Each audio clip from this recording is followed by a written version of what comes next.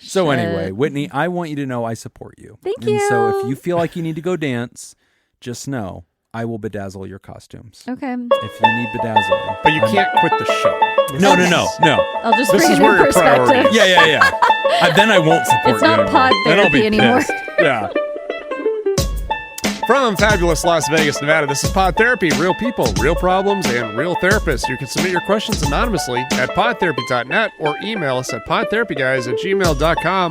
Broadcast from the chair, and that's Jim, that's Whitney, I'm Nick. It's time for some Pod Therapy. How much money has Whitney earned in her stripping business? Would You'll you like never to know? know. Patreon.com/therapy. You can learn all about it, and she's doing quite well. Though we don't want to put that in the main show because of IRS. Yeah. That's the main Can't reason. get caught. That is the main reason. Poor Nick, dude. You are a water fountain of allergies. Nick is allergy central over here. It is bad. Yeah, I don't feel good. Do you use Benadryl? What do you take? Then he can't drive These home. paper towels don't do a good Oh job. my Why God. don't do this? Oh. Here. Oh, yeah, Like- there's Kleenex. Oh, we got Kleenexes Well, in here? those are for me. Those are usually for this whole Plus time. lotion. private Plus time. lotion You on can it. do- Yeah, there's also some lotion if you need that as well. It's like sandpaper. I have a whole corner over here. It's just Lots where of I lotion. like to stay comfortable while we talk about strip clubs and all that. Yeah, dude, you need to take something, man.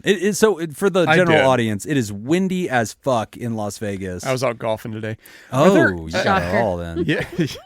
Are there any like social faux pas, things that kind of irritate you? That Yeah, whenever you eat on the show, that bothers me. all right, Yeah. Whitney. Okay. I'm glad you're asking. Go I have a on. few. All right, what outside of the show? Like, are there certain things that like either in your professional or in your hobbies, things that Yeah. are just kind of like unwritten rules? like you when just, someone pronounces the L you of just salmon. don't. Oh, don't do Oh, that. yeah. Or La Llama. Or Yeah. Lloyd. That's the worst. Like, Aaron, they're selling the llamas over there. What the fuck are you doing? Like, I'm just angry at you. Man, there's so many. Like, there's just an infinite number of these little, like, itchy things that humans can do. There's a few of them in golf. Okay. What are There's they? that you don't do. This is the etiquette. This is the Yes. golf etiquette. Okay. And one of Golf them clap. happened to me today. oh. So it was me and my buddy Jack were playing, and we didn't have two other people to fill the other two spots, so we let those go, and another two random people Okay. bought those. And so Okay. we got paired up with these other two guys, Oh boy. and they were in their 70s or whatever. And one of them just would not shut the fuck up, and just feels like he's got to talk constantly. Right. And fine, whatever, I can deal with that. No big deal. You've been dealing with that for 8 years. But then So, he starts giving me advice. unsolicited Oh, swing that's the best. Good. That's the best. So I could hear him. So right off the first tee, I take my shot. I take an iron. I get a really nice shot, and then they're about 30 yards to the right of me, further back. Yeah. I go up to my ball because I don't want to wait. I want to get the measurements. I need to know what I'm doing, plan out my shot, all that stuff. And I can hear them talking, and the guy's talking to my buddy Jack, and he's talking about me. Oh, no. And he's like, man, he's got a really good swing. He seems like he's a really good golfer. Yeah. Is he? He's He's got yeah, a nice yeah. ass too. And he's got a swing. Is he So a then, swinger? as the day goes on, and I'm not playing bad, like I'm missing a few putts here and there, but I'm not playing bad. But then the guy, he comes up to me, he's like, you know what? And right away I'm like, fuck, I know where this is going. Oh, Lord. And he's like, you got a great swing. You could be a really great golfer. Oh. Have you ever Vomit. tried Have you ever tried changing your grip? Change Try that grip. do Grip it. left Grip hand it. low So grip. he was hitting 'Cause on I think- you. yeah. Change your Cowgirl grip. grip. Tighten it up. Choke it. Wear this up. glove. And I was just Yeah. like, no, dude, no. Oh my You god. don't do that. Did don't. you just death stare him? Yeah. Well, then he kept going too. Like he did that once to me, and then he said it again to my friend Jack. Just like, if he works on his putting, I'll bet he'd be a really good that putter. is the worst. And then at the end of the round, this motherfucker, we're walking off the green. He's like, "Hey," and he meant this as a compliment. Okay. He really believes Gives this was you a compliment. the point. Yeah. He's like, "Hey, You take some putting lessons and you could be a scratch golfer. Fuck off. How was his golfing game? Was it shit? There's only one good question here. Who had the better score? Yeah. I definitely did. Probably not by much. I mean, for a 70-year-old, he was getting around the course pretty good. All right. Okay. But he had a He was swing. 70? He looked like Charles Barkley swinging a golf club. All right. Like, it was a Sexy. ugly swing. Racially, like, I don't know where you're going with this. I don't know how to interpret. He the Charles only Barkley bit. teed off at blackface. Okay. That's what I mean. Yeah. Exactly. The whole round, he was in blackface. It was very off-putting. But only in the tee box. Yeah. And take it Oh my off. gosh. Yeah. Wait He till went the through next. so many wet wipes. Yeah. So, I think you're on the wrong side of this, if I may. Okay? Be teachable, man. This was your Mr. Miyagi moment. Some Oh my 70-year-old dude who's fucking earned it, okay? Homie's twice your age. He's done lines longer than you, okay? He fucking shows up in his 70s. He's that's keeping the up with nicest you. thing you've ever said to me. He's keeping up that with you. you think he's twice some my age. Kid Yeah, he's in just his not. 40s. That's just not how math works. You're some child, okay? He's got shoes as old as you. And this motherfucker gets up there and keeps up with you. You're right. Pays you I'm compliments. not being grateful And then enough. says, you know what? I think you could go beyond where you're at right now. Keep working at it, kid. And you're like, that son of a bitch. It's just- pretentious it's just- old man. You're on the wrong side. You are on the wrong no. side, okay? I disagree. This guy was trying to teach you wax on, wax off, and you're a dick. You're on the wrong. I would have been Speaking like, of wax teach off. me more, Heyo! sir. Heyo! Let's talk about Stripper Whitney. Stripney, if you will. That's a good one. Boy. I'll give that to you. When Jim wants to do a segue, he really does a segue. I've been, knows what I'm he's not fucking doing. around at this podcasting thing, He guys. knows I'm his way pro. around a stripper name. I'm That's going right. pro. Well, patreon.com/therapy. You can hear about my culinary adventures, Whitney's new side hustle, which I'm pretty sure you can guess what it is already, but we will have links in the Patreon. Come give us all your money. Us, not Whitney. Try and compete. Let's Funnel. see who wins. All right, we have a non-compete. Hypothetically, if you ever did go down that road, Yeah. I would anticipate there's some Patreon level. There's a Patreon level. Do it for the show. Yeah. Right. You don't want to go out on your own. You need mean, some people to protect do I get a you, cut? drive you around. You still get your regular pay. We'll be generous. Yeah, Well, we'll wear nice clothes. You know, I'm not saying we're gonna go. carry It's around a just for the cane. Patreons, not for you, Jim. Yeah, it's not, No. We're offering to professionally support you. You Jim know, wants to be a pimp. there it is. Just give me a cut. and we'll bring in your audience. Management, professional There you management. go. Okay, you call it whatever you want. PIMP. They're Professional, internal management interpersonal personnel. management personnel. I like this. Yeah, we can help you get this right. Patreon.com/therapy. You can hear all about these shenanigans. You also get our extra show ad-free a day earlier. It's a fun time. And we should mention, as we kick this sucker off, that it is May. Da, da, da, da. It's gonna be May. It's gonna be May. It is Mental Health Awareness Month. And during this month, we try to just do a little bit extra. We usually look for some interview opportunities. We do a little bit more posting. We do our annual Reddit AMA, which we will have more information about in future episodes, kind of nailing down a date and telling you when you can jump on there and support us and give us those precious upvotes.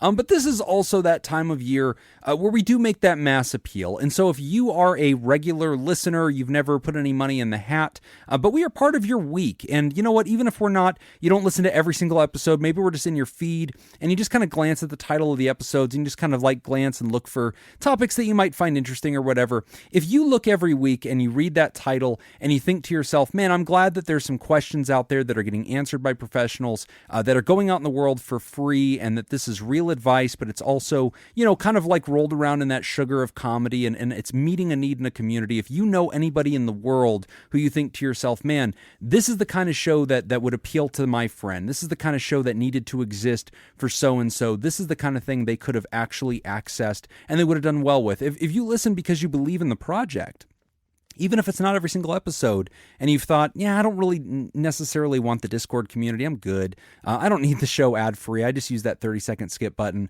I like the questions fine. I probably don't want to, do the pre-show hangout and find out about Jim's cooking or Whitney's stripping. I just like the professional advice occasionally. But if you're still one of those people that subscribes, and we've been in your feed for a long time, this is my heart-to-heart appeal that, May is that opportunity to say, you know what, I'm going to put a little bit of money on mental health. This is a unique program. It's meeting a unique need in the world. It's creative, it's fun, and it appeals to certain people that just no other content can. And so over the years, we've just had hundreds of people that have written in. We've had so many folks that have left really kind reviews and told us, hey, this show means a lot. It meant something to me. It met a need in my life. It may have pulled me back from the edge at a time when I most needed it. And so if you're out there and just an advocate of mental health, you're just a friend to those who are going through stuff, one way that you can show that friendship is just putting a little bit of support behind this show. And so patreon.com/therapy, even if you don't want the benefits and you're just like, you know what, guys, thanks for doing this for 8 years. Let me put some dough in the hat, just appreciate content like this. It really means a lot. So patreon.com/therapy. If you don't have $1 to put in the hat, I don't know where this is going. This is the on the Oscars. stage. Here comes Cinna Whitney. He's playing you off. Oh, got it. Anyway. No, it's a whole, I have a whole pre-record here. It's coming up here. Waiting for it. Pending. Here it comes right here. Okay. Yeah, I can see it here. It's coming. I think he's looking at sound waves. I don't know what he's got. For less than the price of a cup of coffee, There it is. you can keep this show plugging right along. $5 a month is all it takes. Reach into your hearts and your wallets. Contribute to Pod Therapy. Lovely. Don't drink all that coffee. It's not good for you. If you don't have any dough to put in the hat, and this is going to end my bit, if you don't have any dough in the hat, please use if you're an Apple listener, jump over there, drop us a 5-star review. You don't have to add any commentary. If you're a Spotify listener, drop us that 5-star review. If you don't use either of those platforms, but you'd still like to drop a review, in our episode description, we link to Good Pods. That's a fun place to add comments or just drop reviews. It really does mean a lot. Whenever I reach out to other shows in May, and I ask, hey, you guys are bigger than us, but we fill a special need in the world. Would you be willing to slum it up with us and let us do some cross-pollination with your audience? The only credibility that gives me a second look is those reviews, because the very first thing other podcasters do, we can't see each other's numbers. Nobody knows how well another podcast's doing. The way we check is we go check reviews. And so the first thing you do is go to Apple, you see the other podcast reviews, and the number of views they have and like the stars, that tells you everything about whether they're legitimate or not. So again, if you're not going to put any money in the hat and we're a regular part of your week or just somebody that you keep in your feed, in case you ever need it, please at least drop us some reviews. We really appreciate that. And you get the benefit of us reading them on the show, which we always like to do. 2 other ways you can support the show if you don't want to do either of those. Whitney's OnlyFans, which we want to support her. We're on your team. I'm going to start it this weekend. You can also strip me. OnlyFans.com/strip me. Tell a couple people about the episode. Tell 2 friends about the episode. Yes. About the show. Maybe not this one. Find a good one. Any show. Yeah, dig back. Find an episode that you'd want to share. Share that one. And then 4th, send in some letters. We love questions. Yeah, questions. Yeah. And the queue's getting a little low. Where do they send the questions? I don't know, Jacob. Stripney.com. You can send that to podtherapyguys@gmail.com. Hey, here's an idea too. Just because we're getting a lot of spam in there, and it's a pain in the ass to go through all that. Yes. Just put in the section, the heading, subject. Just put question. Yeah, that actually would help us out. That actually helps. Oh, no. I get a lot of penis pill offers, which I appreciate those of you who are legitimately sending those. Don't put in the subject line "nude Russian girls." Yeah. That's what most of the subject lines are right now. Yeah, and we're gonna click it, just in just case to make sure it might be real this time, But god damn, we have so many viruses on the computer. You can also go to podtherapy.net, and there's an anonymous Google form that you can fill out there too. Yeah, easy peasy lemon squeezy. But thank you for supporting us here in Mental Health Awareness Month, and please follow us on all the socials. We always announce at the end of the show how to do that. We try to post junk this month and just kind of make our footprint a little bit bigger. It means a lot when y'all click hearts and reshares on that kind of stuff and just kind of, amplify the message. So anyway, we're just a little show that could. We're never going to be Joe Roganish, but you know what? We sure do like to make the impact that we do, and we're really grateful for all of you who've been supporting us all this time and making this show possible. So we've got some questions today, some great questions, and also some commentary. We're going to start by getting into the marijuana category with a question on THC-C8. This is interesting. We're getting into the weeds here. Hello, my name is at the bottom. It's fine to use it if you want to. Great, I will. probably, if I see it. I was chatting with my therapist today, and she informed me that her nephew tried some THC-C8 and had a very negative reaction. Quote, my nephew went off the deep end and was hospitalized in the psych ward for a week. I found some information about it on end quote. I found some information about it on a couple of sites, like what I've linked below. My therapist is concerned that it may cause psychosis. Wondering if you or someone you know has experienced THC-C8 and if the reaction was similar or not. Thank you for your time and consideration. I offered to reach out to everyone I know, and unfortunately, I mostly have parasocial relationships, but I am a therapod since July of 2024, so figured I'd try, and maybe it's a warning to someone like me who knew nothing about it. I'll check with the Discord as well. Thanks again, Jesse Miller. Pronouns are he and him. THC-C8 is a rare cannabinoid with an 8-carbon chain, making it a unique find in the cannabis world. Unlike its cousins Delta-8 THC and Delta-9 THC, THC-C8 may bind more easily to the CB1 receptor, hinting at a more potent experience. Yeah. Whoa. It's a naturally occurring compound in the cannabis plant, but only in trace amounts. The real magic happens in the lab, where it's derived from hemp through a multi-step process. Yep. So THC-C8, a.k.a. THC the Ocho, Thank call you. it in the biz. The Ocho. Yeah, just basically Give me the a high Ocho! potency. Very high potency. Have you heard of this? I have. Oh, okay. Yeah. And so what's interesting about this is like, so I want to kind of zoom out a little bit because I don't know that I have a lot of feedback that's very specific to this strain and like what this does in particular, but it does give me an opportunity to comment on the bigger picture of high potency THC. I also want to know about any medications causing psychosis. Yeah. So Yeah. this is something that I want we're to know if that's a seeing- thing or what. Like, I what is want to that? get into that in a I'm minute. seeing a lot of it. Yes. Yeah. Yes. A lot. High potency THC or psychosis? Well- So high potency THC, shrooms, Yep. and like hallucinogens, Yeah. and people having big episode psychosis as a result, ultimately getting hospitalized and having like months and months long reactions that it takes a really long time and a lot of like antipsychotic medication to get them back to zero again. Yes. I had one client, recently where they are fine now, but when they were in college or like right before going to college, so probably like a decade ago or more, they said, they're like, I smoked weed, kind of all the time, whatever.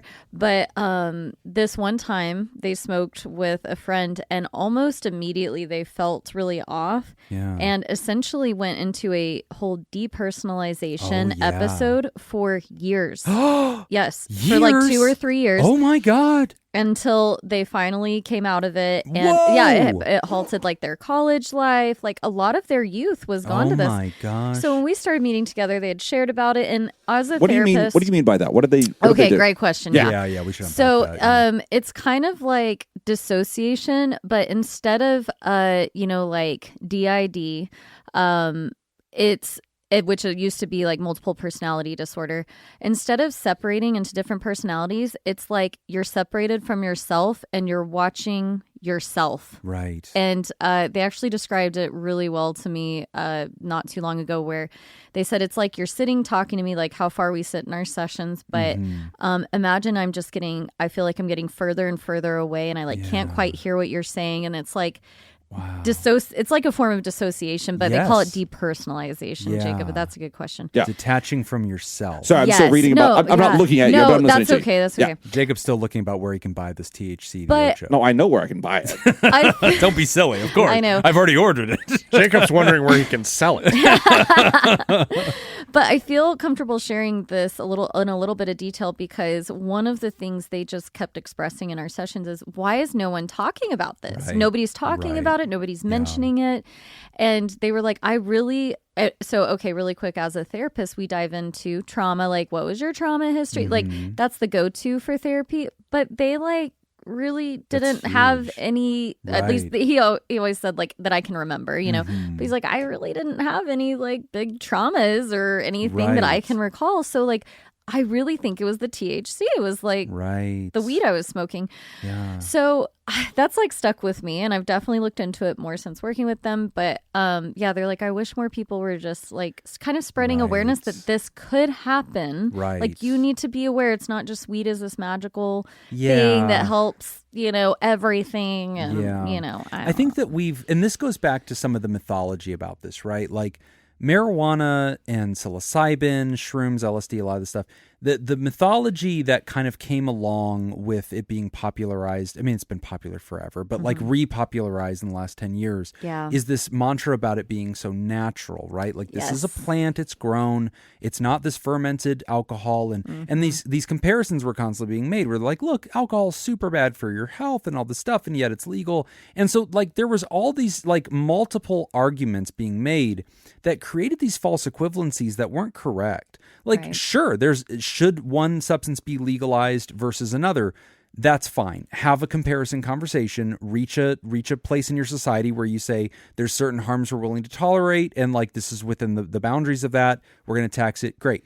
Like, okay, that's a different conversation. But unfortunately, in our zeal to like push certain kinds of like libertarian arguments of like let people live their lives forward, we made it sound like these substances, which are different levels of hallucinogens, are just all benign. Yeah. And that was unfortunate. Those two things have to be two different conversations. They do. Yeah. The libertarian, like, let's legalize things and let healthcare and everything work itself out.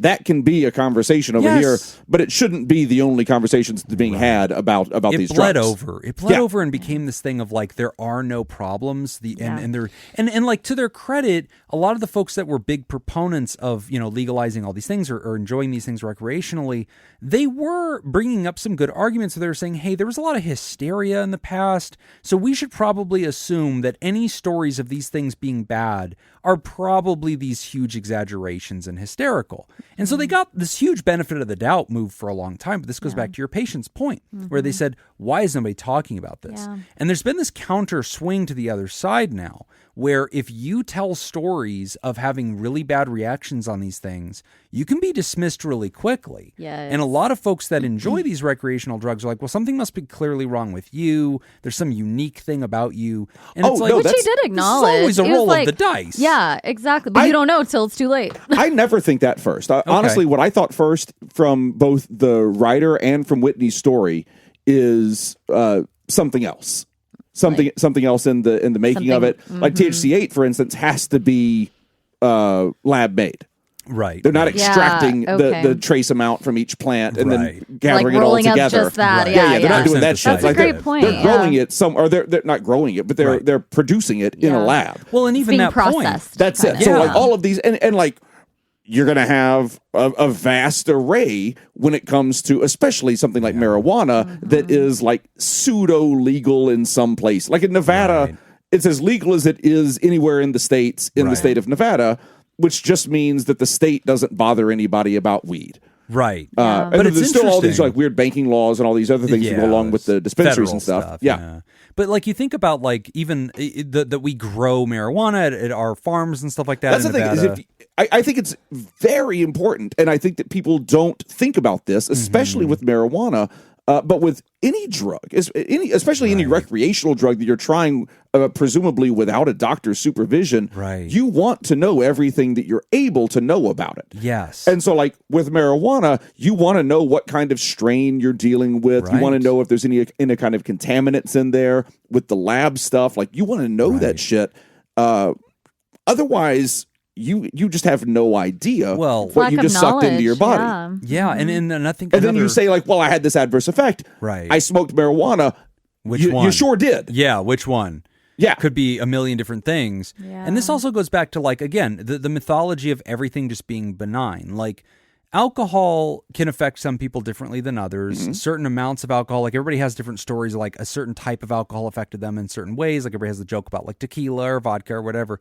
But like, I think with marijuana and other hallucinogens, like it is a little bit different because you can personally be affected by this in ways that we wouldn't have expected. Right. And when we aggregate this into data and we start studying this over populations, we are seeing some negatives now that we're looking at it and saying, especially with like adolescents that are using this, we are seeing larger than average amounts of psychosis. And we're seeing later adoption of psychosis, early onset psychosis. We're seeing stories like this writers and stories like your patient. I had a patient a couple of months ago who had a family member who was a regular drug user. They had always enjoyed their alcohol. They'd always enjoyed their cannabis. That was just part of their life. Yeah. And then, they went out and did some shrooms with some friends. They had this, not the first time they'd done shrooms. They're just having another trip on shrooms, just having a great time. And for whatever reason, this was the one. This is the moment. And you poured, some water on the computer and everything short-circuited. Yeah. And this person straight up went psychotic for months. Yeah. Did not know who they were hallucinating, delusional. Like a totally different person. A whole different person. Went from being like what anybody in their life would have described as like just the sweetest, most humble, gentle person in the world to just being a raging maniac who was aggressive and terrible and untreatable, right? Because like it's really hard to like set They're that in person down, tell them, hey, psychosis. this is a psychiatrist, they're going to help me. Like, I don't have an effing problem, I'm fine. You're all crazy, you're all against me, you're all Nazis, and like wouldn't take medication. They had to hospitalize this patient. I mean, a real train wreck. Wow. And I just really appreciate what your patient said, Whitney, that's like, why isn't anybody talking about this? And I'll be honest, like even as a substance abuse professional, I'm nervous to talk about it. It's not studied. There's so little That's information a big part on of this. it. Jacob's right. Well, and I think the other thing, and this is, I admittedly have not dove too much into the research lately, but that was part of the issue going back like 15 years ago, is like, if you're going to study it, there's so many variables that you have to be able to control. And with a lot of THC, it's hard to do that. Like, what is the dose? Right. Like, you have to know what the dose is to be able to really accurately measure your results.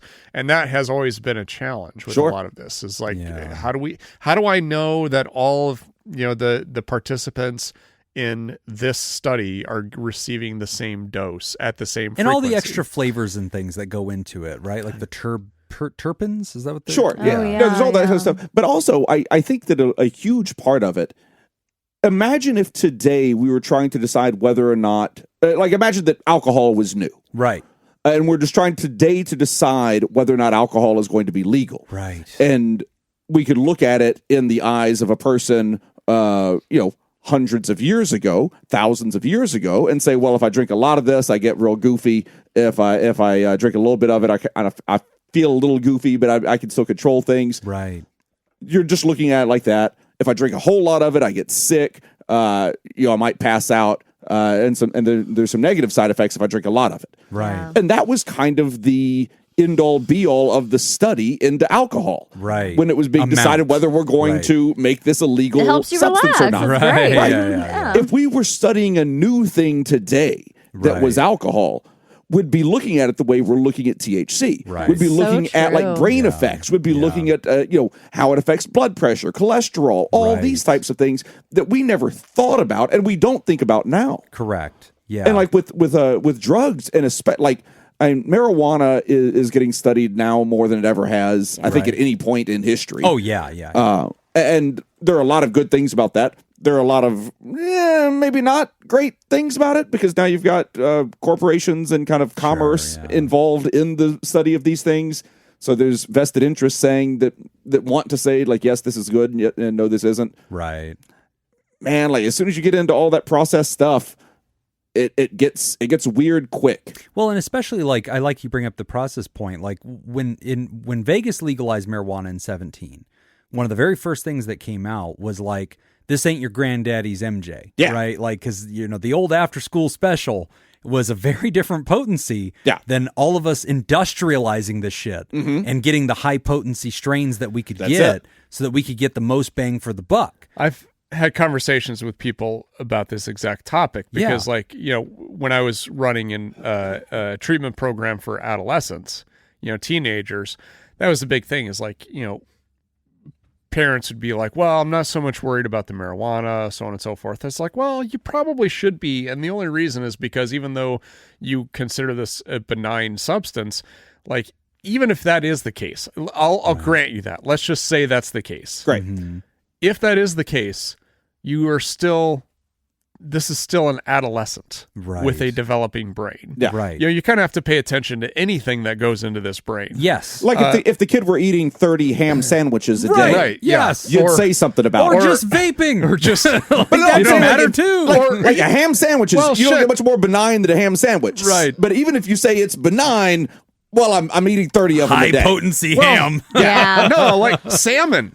Right. You know, Yeah, like yeah, yeah. all the Mercury and mercury tuna. it's like, Omega-3s oh, and yeah. mercury, yeah, Well, sure. you know how these teenagers are with their salmon. Oh, They're always yeah. eating They salmon. love their It's salmon. salmon. Always eating their Okay. salmon. Salmon. But like, you know, and I've had these conversations, and then they're like, well, you know, like I used to smoke when I was a teenager, and No I big turned out deal. okay. It's Yeah. like, that was in the 70s. Yeah, dude. Yeah. not This the is same. a different marijuana than what we're dealing with, It you know? is. But like you go through the dispensaries now and you get it, and you do have a pretty good understanding, or you can, you know, depending on how deep you want to delve into it, you can have a pretty good understanding about what it actually is. Yeah, they do have Like a lot of here information. is A lot this more container, education. and like here's what's Yeah. actually in this container. Which there's Be a it, lot you of know, value to vape, that. be it a flower, be it whatever Right. it is.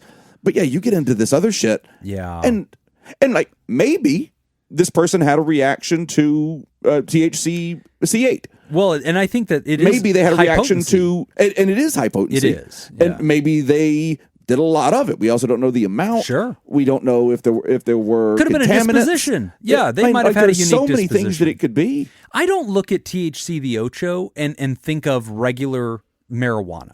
To me, I think more like hash. yeah, when we're starting to talk about C8, I'm starting to think of that more as like a watered down psilocybin to me. Like we're starting to really emphasize the shit that leads it's- into psychosis. But it's still not getting into hallucinogenic stuff. It's not. No, it won't ever be that. But no, like, because it's not a hallucinogen. it's not going to be in that weight class. But like C8 is getting to a place where it's starting to fiddle with the recipe to a point that it is exaggerating those psychotic It's creating episodes. a new It is, and it's just not classic marijuana anymore. And again, I don't want it to come off as like marijuana is benign and this Frankenstein breed is not. Right. I appreciate the letter because I think we don't get to talk enough about how common we as therapists are seeing people who are having psychotic episodes just using what we all think of as kind of benign stuff that you I just tell you get. what, every single week, I mean, every show in town here has stories every single week, multiple every week of people coming in and then having to be taken out by EMTs Oh, wow. during the show It's getting loaded. Oh, shit, because they're yeah. coming in, they're going into, see O. Yeah. Over at the Bellagio and take a handful of gummies before they sit down. They're Jeez. taking edibles. They're oftentimes for the balls. first Mixing it with time. alcohol. That's the thing. They're mixing it with booze. There might be a couple of drugs. There might be a little weed. There might be a little coke. There might be a little, Sure. something else going on in there too. And like people are getting and they're just saying like, oh, it's weed. So I'm going to take Right. 50 milligrams of this gummy. I want to That really doesn't- feel it. That's not that much. Maybe a little off topic, but if I'm going to take a bunch of gummies, I don't think would be my first choice of shows. If you're going to What's get, your you don't want to choice? get You don't have high good and go to taste. O. You think so? Yeah, I feel I like mean, I'd if get high and go Beatles to Love was still going on, I think I'd be that's where I mean, it would clearly, what go. you want to do That's is too go on a scary. night where the Dead are playing at the Sphere. Oh God! Yeah, I mean that's the mecca. I saw an Instagram reel of somebody who was at that show tripping their balls Oh, off. it's great. my And they like fell down. They were fell like looking up at backwards. the sphere. Yeah, and they were just like they were Looking just at God. in a trance. Oh, I Like, believe that. But like not happy. Like they were scared to death. It's a lot. Like it was For me, if I'm going to get high and see a show, I think I'm going to go to the West Wind Drive-In movie theater. I think that's where I'm going to go. Oh, you don't need to be high for that. If you go to the Westwood movie theater, you will get high. There'll be a contact I high. love going to the Westwood movie Oh, theater. it's a fun time. Yeah. It's in the middle of nowhere. We It pull is the a truck great up, we time. back it in. We have a Yes. boom box in the back, That's so we've got what's up. we put bean bags in the bed of the Oh, truck. that's the move. Watch the drive-in awesome. movie. That's It's the awesome. move. Get you a pizza. We have like a cooler. We just There take you a cooler go. of Oh, snacks that's and awesome. everything There it and is. booze and whatever. It's Yeah, a it's good awesome. time. But yeah, no, this needs to be talked about more. But like what I was saying earlier, why doesn't it get talked about? I think people that have bad experiences, I don't think they want to share that story, in part because there has been a lot of bad faith hysteria. And I think that there's this mentality of like, well, I don't want to contribute to that nonsense. And then I think also they're probably pro using these things, and they've already kind of cast that vote in their life. And the people that they associate with are pro that too. And there's the sense of like, well, this isn't part of the party message. I don't want to say that because it doesn't groove with how we all believe. And then I might be seen as like somebody who's off or must have been doing something more than I was telling you or whatever. And like as a therapist, I struggle with it too, because if I tell people I've had a shitload of patients have really bad reactions, there's been psychotic episodes that have gotten them hospitalized and fucked up their brain to the point that there's no repairing it. And they were just doing something benign that we all think of as benign, like fucking shrooms on a regular camp out or whatever. I'm seen as old 1950s fucking Nixonian, guy. Yeah. I'm fucking Nancy Reagan. Well, like immediately it's, here comes Just Say No Jim and he's a square. And it's like, I don't know, I'm a fucking healthcare provider. Here's how we can make it right though. What do you think, or maybe percentage wise, what are we looking at? Like it's rare. But it's rare. How rare? I mean, I wouldn't we don't know because people won't admit to it too. Right. And then there's different levels, and that was the next thing I was going to kind of get into, where maybe it's not cannabis related, but the depersonalization. Like other people, I was actually talking about the symptoms because it was so shocking of this client with like another person in my life, and they were like, "Oh, I've kind of had that experience sometimes." I'm like, "What? You have?" I'm like, do people think this is normal? Or you know what I mean? When we experience things and we don't realize it's that abnormal. It's like, anyway, so it's hard because people just aren't talking about it in general. So I think that's why it's important to mention whether it's cannabis related or not, or shrooms, I think it's fair to say that, it's rare. These things are rare, but they happen. I do think it also needs to be graded on a spectrum. And this kind of goes adjacent to what you were just saying, Whitney, because like it's one thing when somebody gets so fucking psychotic that their family and friends notice it, right? Whether it's years, weeks, months, or days, but it's like so obvious that friends and family are like, bro, we're taking you to a psych hospital. Right. Yeah. Okay, cool. That is a data point that's impossible to ignore, right? This person cannot go to work, right? That's not normal. But then there's these other variations where people don't quite reach that level, but they are depersonalizing, they are dissociating, they are derealizing. There is this subacute level of difference they're feeling, and they're feeling like the rubber band got stretched too far, and like they can function and they're getting through, but like there is this lingering like haze that they're in for a while where there's cognitive loss, and they're like, ugh, and like that isn't being reported. I don't think that we're studying that enough. I think it's also not story worthy because it's almost like when you had a bad hangover, and it's like, oh, you don't really mention that as part of your alcohol relationship. You're just like, I've just had some bad ones where it lasted several days. I think there are people that are meddling with some of these street drugs or even cannabis that are having that like the rubber band got stretched too far experience, and there's like a cognitive like weirdness for a while, but it's not quite psychosis, right? That's it's probably just like true. a haze. But it does pass. We don't know. It passes but eventually, and then they get through it, and it's like, okay, so then how do we feel about that? And it's like, and it's also it's such an unknown, right? That like it's like Nick said earlier, you can't regulate it with amount exactly, right? And then you've got time between. Like there's so many moving parts. The variables are many. Also, family history. So we're not sure what it is interacting with, right? Also, right. So there's underlying preconditions. Like I think I've told you guys about I have a cousin that works with psilocybin. He studies psilocybin. Oh, cool. At a facility in Arkansas, I believe. Oh. And they study it in with what do you call the MRI machines that are like real time? Functional MRI machines. Yeah. So they're using intravenous psilocybin and functional MRIs to watch the brain and watch the reactions happen, and then they can flush with saline and stop the trip. Oh my goodness! Like that on a dime. Insane. Wow. Yeah, like really cool. the advances in things like they are working so much on this, and like a lot of stuff that he's specifically working with has to do with like Alzheimer's and dementia and that kind of thing. I bet. Rebuilding pathways in the brain with psilocybin. That's freaking really cool. interesting. Yeah, it's that's the thing is there's so many interesting things out there like so that, and I don't understand that. Like I just told you everything I know about You that did a good subject. job. I liked good. it. Yeah. That was a very good interpretation. I can explain it to you the way I understand it, which I is just regurgitated it. I love this though, because but like there's so little actual knowledge, We're still especially not gaining it. general knowledge. Right. And now that these things are becoming popularized among society, we're getting these larger data sets now through public health records, which historically we didn't have because even though this has always existed, it wasn't popularized. So we weren't seeing like the suburban folks getting loaded, checking in with their insurance to a hospital and that data being recorded, right? Like we were seeing it more like, you know, people on the street or whatever. So like it's definitely, you know, giving us more insight. But I really just I've always taken the position with this stuff, all of this stuff, not just the cannabis, but like all these pieces. I want to have a nuanced adult conversation about this. And anytime somebody wants to come at me and be like, nope, it's all good, it's all wonderful. It's like, look, I get your platform. You can make the argument that adults are consenting, informed individuals, and they should be accessing legal things in a controlled and regulated way that's pure and clean and safe. That's fine. I'm not a politician. I am just a healthcare provider. Yeah. And as a healthcare provider, I don't really have a dog in the fight. Like, I don't know that I care whether these things are legalized or not. It's above my pay grade.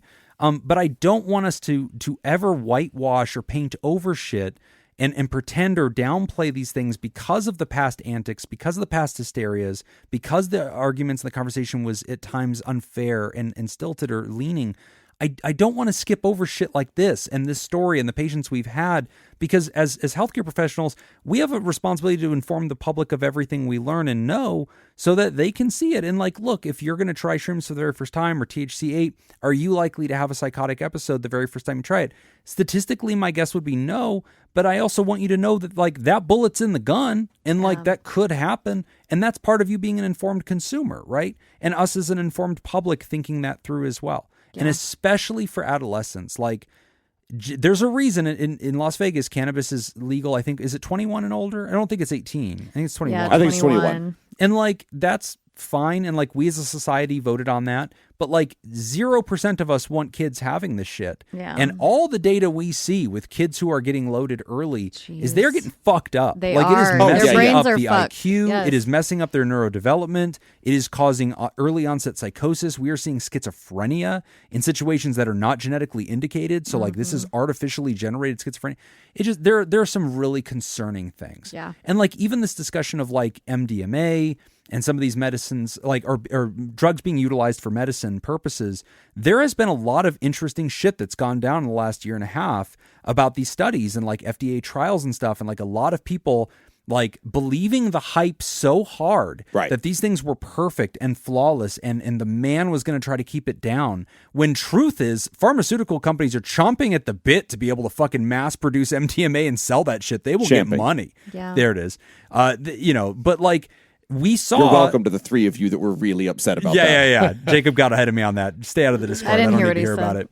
Is it chomping at the bit? Yeah, it's champing. But no, like the FDA studies recently with one of the medicines, I think it was the MDMA study, came back basically saying, no, it didn't work. There was an entirely independent panel that said, nope, the science did not add up. There's a lot of shenanigans going on. It did not add up. The FDA came alongside it completely apolitically, just doing the science and the medicine, said, nope, this did not do what it said it was going to do. We are seeing falsified results. And everybody in there was like, oh my God, conspiracy, man, this shit changed my life. How dare you? And it's like, dude, shut the fuck up. Like, we've got to science this shit and we've got to figure it out for the public good.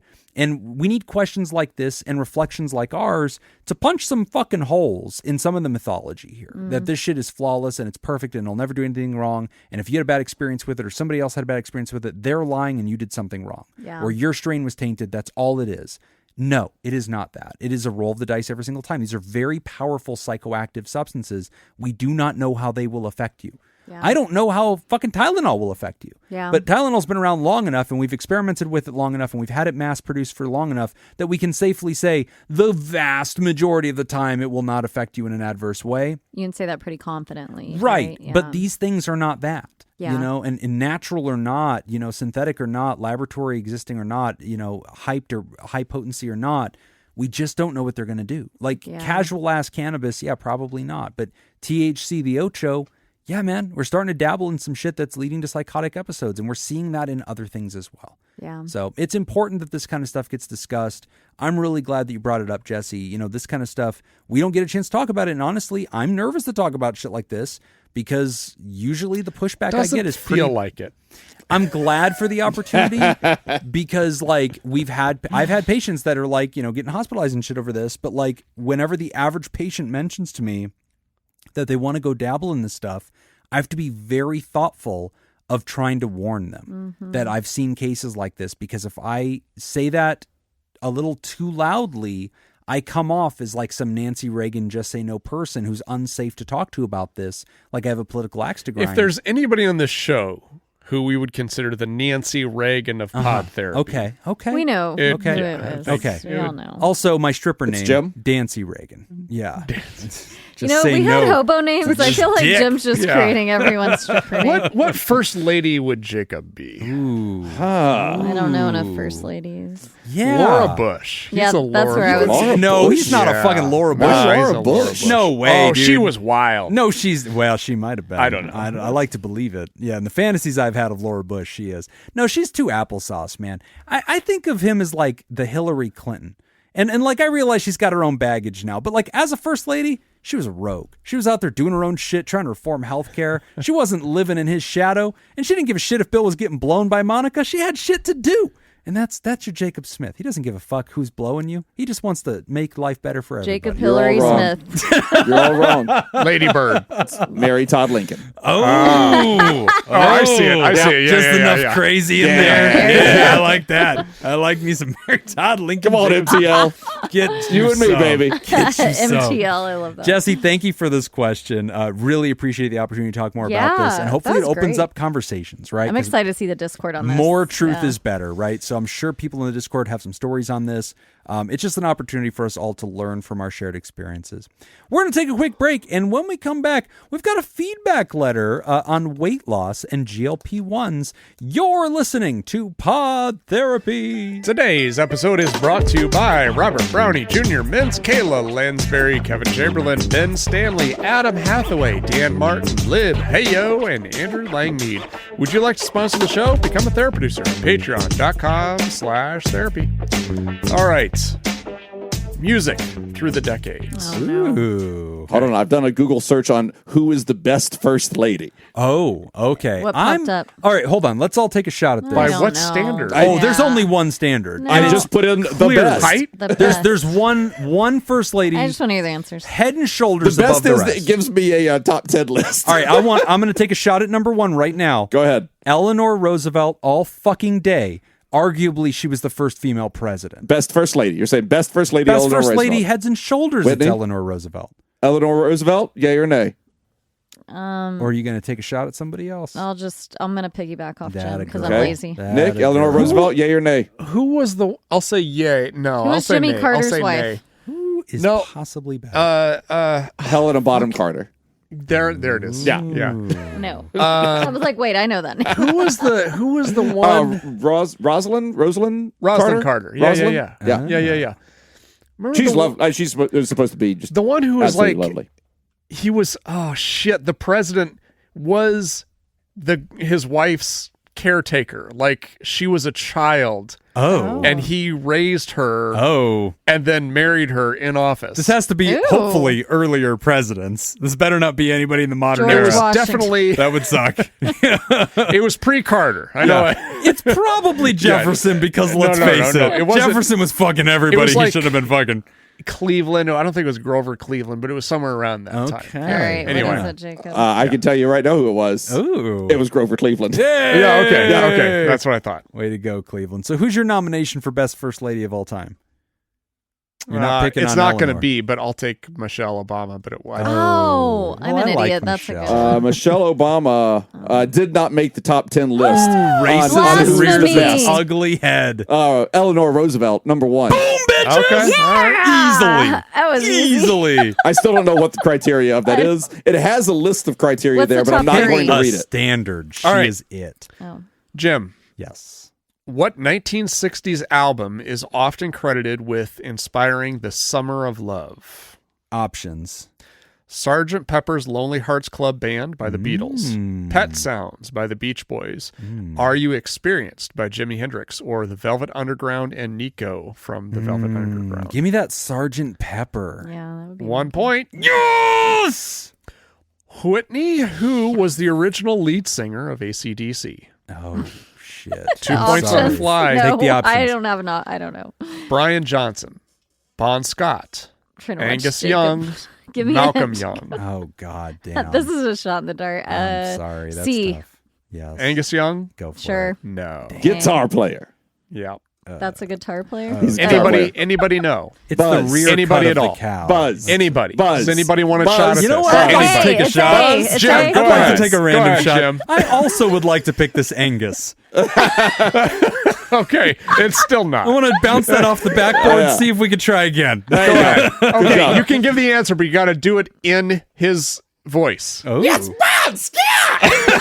Very good. the band of Scott. All right, Okay. Jacob. Which That rapper? worked better than I thought it would. That was Yeah, good. That was yeah, good. really good. It's very good. Which rapper released the influential 1988 album "Straight Outta Compton"? Oh. Come on. That's Straight out of Compton. Yeah. that's Tupac, isn't it? Oh my fucking god! It is not. not I'm Tupac. sorry. Give me some Run No, I know, DMC. No. God damn it! Method Man. Hold on, give me that. No, it's NWA. Oh my gosh, I want options. Okay. Public Enemy, Beastie Boys, NWA, or Run DMC. Damn it! Oh. Try Run DMC again. Come on, Is backboard it? it. Just bang it off the backboard. NWA. Yes. Yes. What does NWA I was- stand I was- for, Whitney? Possibly going to do a whole bit about Tupac into NWA. I was not actually saying that. I thought Tupac did that. New West. You fooled me. No. I may have reacted so hard that I lost you the question. All right. I may have convinced Nick that you were serious. We can do 3 more if we go quick. That's Go. fair. We've Okay. got the time. What year did Madonna release her debut album? Oh, Jesus. Can I ask you what the debut album was? It was her first album. Okay. Madonna, Question her answered. first album. How is that? I'm gonna. Yeah, I want to shoot from the hip, but I'm gonna take answers. Give me options. 81, Ooh, fuck. that was 82. going to Here be we my go. off the hip. I knew it. 83. I knew it. Oh, God no. damn it. 84. All right. None I of was my go- off the hip answers are on the list. Yeah. I was gonna say 85 off the Oh, hip, so 81 was actually gonna I'm be really mine. glad I took those. I was thinking 86. Let me go right for the middle of the pack. Give smart. me 82. No. God damn it. 81. No. Damn it. Oh, 84. 5 points for Nick. Oh, 83. shit. wow, we suck. Wow. All right. Whitney, which band's drummer lost his arm in a 1984 car accident and continued playing? Wow. Oh my gosh, options. I don't know I either. don't know a single drummer. I know I idea. mean, I don't Yeah. know. Yeah. Def Leppard, Metallica, Guns N' Roses, or Motley Crue? Oh my goodness. I Oh don't my know. gosh. Def Leppard. The drummer from Def Yes. Leppard only has one arm. Hey. The drummer from Def Leppard only has one arm. I did don't not know know that any song. of this. Oh, yeah. Or that Look was at a me. song. Hey, good job. Well done. All right. Jacob, I think you know this one. Okay. What was the first music video ever played on MTV? Video killed the radio star. By? The radio Oh, star. shit. I don't Yeah, remember. go fuck yourself. Yes. Who is that? Joke. That's not Run the DMC, Go-Go's. bro. It is not.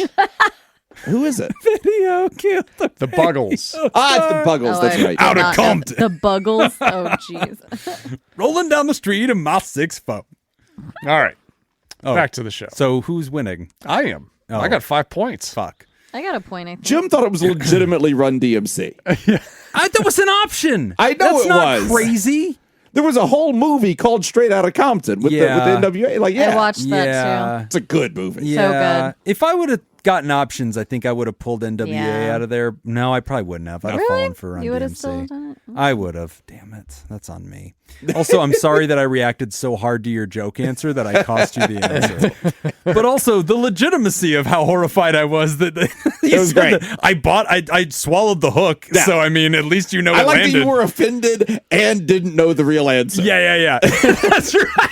Yeah, the amount of outrage I had at your fake joke answer and then fucking it up myself. That is perfect. That's fair. Nothing about that was you losing anything. All right, so we got a great feedback letter. So let's see. I think this one references. Yeah. Okay. Hi, guys.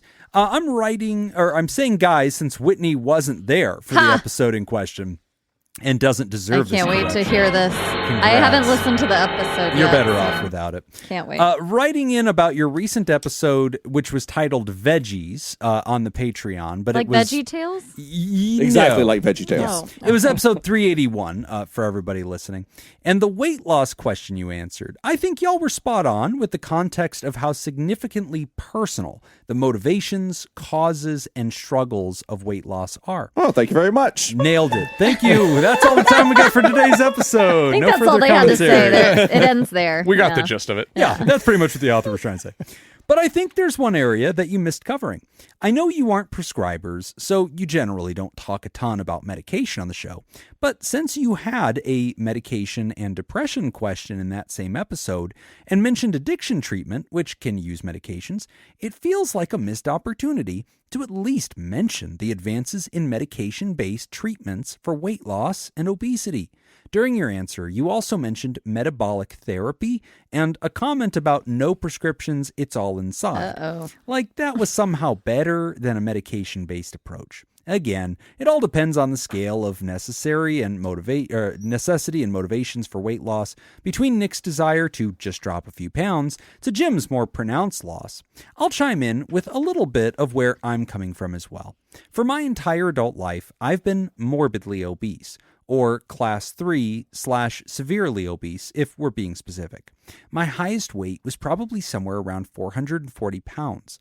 Starting last year and working with a bariatric weight loss specialist, I'm down about 70 pounds right now, with the eventual goal of landing around 200 pounds much further down the line.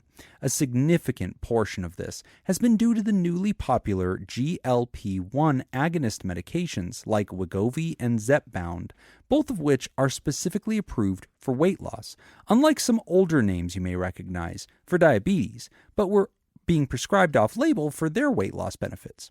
I was surprised that you didn't at least give these medications a mention in the same way you described SSRIs being used to lessen the edge or reduce the effects of depression to a point where other treatments could become more effective, since a major part of using these weight loss medications is combining them with a fitness and diet or nutrition component as well. Fitness medication in your ass. Boom! Suppository. Obviously, a big mention needs to be made about very spotty insurance coverage as well. Again, y'all know I love the show and generally don't bother to write in a ton, but wanted to make sure that this at least got a quick mention. Your pal, producer Dan Martin. Good question. So, quick recap for Whitney, since you weren't here. I was out. So, we had a question that asked about the psychology of weight loss. And basically, it was asking us, to comment on what it's like to go through that process. And then also kind of mining for like brain hacks, tricks, like what can we borrow from psychotherapy that might be helpful, right? Because it's easy to say eat less, exercise more, right, and just kind of talk about the physiology. But the writer of the question last week was sort of asking, can y'all just kind of think and reflect on like weight loss from a mental health perspective, right? Okay. So basically our answers ranged a lot of different things. Really hard. It is. Yeah. Yeah. It was one of the things we talked about is like, it's among one of the harder things a human being can do. And we had a variety of comments on why. Yeah. But I think like our main takeaways in that particular question, we were talking about how it's all willpower. Is that yeah, what you right. said? Yeah. You just don't, you lack the will. Yeah, like if you just I knew want it. it bad enough, it can happen. Yeah. But no. Yeah, and we did our best Andrew Tate impersonation. Yeah. I think that's on A Nick's lot of David website. Goggins. Yeah, we just talked about website. snatching souls from motherfuckers. Yeah. We did a lot of that. You're weak. That's the Souls. problem. But the episode goes fucking crazy when you're not here with me. yeah. I see. You really needed some supervision. You said Andrew Tate was a guest. You got bad. Yeah, we brought in Andy. A Tizzle. He did a great job. But no, like we didn't talk so much about medicines in that one. I shared my weight loss journey pretty candidly with the audience. That's pretty much the Why first have time. you lost weight? Yeah, thanks. So like I kind of candidly talked about my journey. Now and his what that nickname was doesn't like. make sense anymore. Yeah. Jim Tons of Fun Jobin. Oh, I was like Slim Jim. Slim Jim. So we talked about all that. But earlier in the episode, we had talked about medicines as like a cure for depression and why that was an important intervention. So now you're caught up. But yeah, we didn't mention GLP-1s at all. Because I think we were giving more psychology advice, but I think Dan's kind of circling and being like, obvious guys, like that is the most interesting news in weight loss in the last ever, we should talk about that. Yeah. Well, and I know it's not necessarily like psychotherapy, but it is, to my understanding, like hitting craving sensors in your brain. Right. Like, we're working with the brain. Well, yeah, a you lot feel and stuff. sated. That's all it's doing. Yeah. Mm-hmm. GLP-1s are essentially, I forgot what the G and the L is, but the P is for peptide. I remember that. You're doing great. Thanks. And so functionally, I know that it's imitating. Semaglutide. There it is. That might have been a different one. I don't know. But yeah, like I know that it's imitating a glucagon like peptide 1. That's there it. we go. Yep. And so they're there to instigate that kind of thing in your body, and then once your body senses that particular peptide, it feels sated. And so you're right. Like it basically attacks our natural craving cycle for food and makes it so that we don't necessarily want anything else and we don't want food. Like we just feel full. It tells the body you are full. Yeah. And it's interesting, right? Because like if you really get into, and like I really want to just preface everything I'm about to say that I feel that I can rightfully call myself an authority about mental health issues. Nothing I'm about to say do I have any training or credibility in whatsoever. But here we go. I'm going to take a shot at it. Sure. It's never stopped us Never before. stopped me Nah. before. One of the interesting things that happens with the stomach lining is that in theory, when the stomach lining is like stretched, and so it's pulled taut because there's food inside your stomach, that's when it starts to secrete the peptides, which I thought was like peptide YY, that causes the sense of satiation. You're done. You're full. And it takes about 20 minutes for it, I believe, for that to saturate the bloodstream and give you that signal of fullness, and then therefore you stop. But what's interesting is the larger your stomach gets, then the more it will contract at various points. And when it's wrinkly, when the inner lining of that stomach is wrinkly, it secretes the other hormone, which says you've got space to fill, you should eat, right? And so this becomes the runaway effect of your body growing bigger and bigger, and then like that inner lining contracting, and therefore you want to put more in it, and then it takes more to fill you, and then round and round the circle goes, right? And so what's really fascinating about like GLP-1s, and I think that the miracle it's bringing to a lot of people's lives, is it's allowing us to interject in a rational way something our body cannot rationally perceive. Right? That you are fine, that you've received all the necessary calories and nutrition for your time. Don't believe what your body's telling you. And so here's a way that the body thinks and communicates that this medicine ultimately does. So I'm really glad that Dan wrote in about this.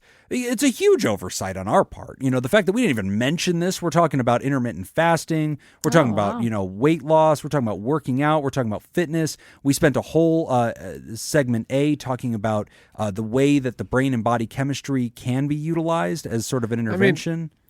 I actually had a lot more on that topic that I was going to go over. Oh, we wow. were just kind of running out of time. Okay. Go on. And so it kind of, I don't fucking remember it now. Oh, isn't that convenient? Yeah. I had a lot to say. Fuck off. Well, Dan, No, first I'm off. sick.